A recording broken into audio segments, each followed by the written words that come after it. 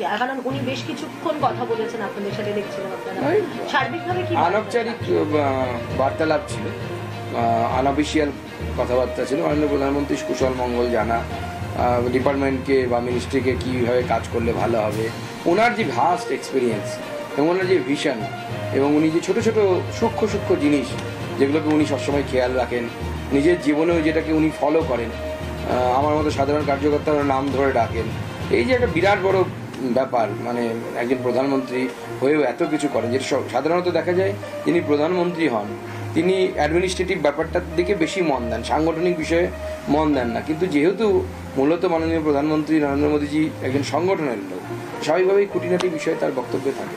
একটা বিষয় জানতে চাই, সেটা হচ্ছে আপনি তো আপনার প্রিয় জায়গা হচ্ছে অধ্যাপনা, শিক্ষার মধ্যে থাকা, আপনি কোনো চয়েস যদি চাওয়া হয় আপনি কি এডুকেশন বেছে নেবেন? এরকম কোনো বিষয় নেই, আমাদের চয়েস দেওয়া বা চাওয়ার কোনো বিষয় নেই। মাননীয় প্রধানমন্ত্রী যেখানে উপযুক্ত মনে করবেন, যেখানে কাজ দেবেন, আমি গতকালই বলেছি যদি বুথ সভাপতিও করা হয় আমি বুথ সভাপতির কাজ করবো, আমার যতটুকু সামর্থ্য আছে তা দিয়ে।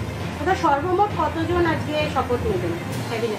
দেখুন, টোটাল সংখ্যা তো আমাদের গোনা সম্ভব না, আমার যেটা মনে হয় সব মিলে ক্যাবিনেট এবং এমওএস মিলে ৬০-৬৫ জনের আশেপাশে। সভাপতি হওয়ার ক্ষেত্রে সভাপতির বিদায়ী সভাপতির একটা চয়েস থাকে যে তার রেকমেন্ডেশন, আপনার পরবর্তীকালে যদি অন্য কাউকে সভাপতি করা হয় আপনার নমিনেশন বা আপনার পছন্দের কে থাকে? পার্টি জিজ্ঞেস করলে পার্টিকে বলবে। বাংলা থেকে আপনি মন্ত্রী হচ্ছেন, এটা একটা বাংলার প্রাণ। আজ তৃণমূল কংগ্রেস এই শপথ গ্রহণ অনুষ্ঠানকে বয়কট করেছে, কিভাবে দেখছেন?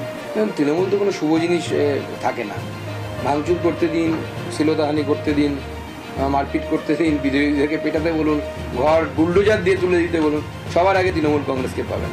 গত কয়েকদিন আগে আমার গাড়িতে লাঠিটাঠি দিয়ে বাড়িও মেরেছে। তো ধ্বংসাত্মক কার্যকলাপে তৃণমূলকে পাবেন, কোনো গঠনমূলক কার্যকলাপে পাবেন না। কংগ্রেসের মল্লিকার্জুন খার্গে উপস্থিত হচ্ছেন, জানিয়েও দিয়েছেন একই ইন্ডিয়া জোটের শরিক খার্গেই আসছেন, কিন্তু তার শরিক দল আসছেন।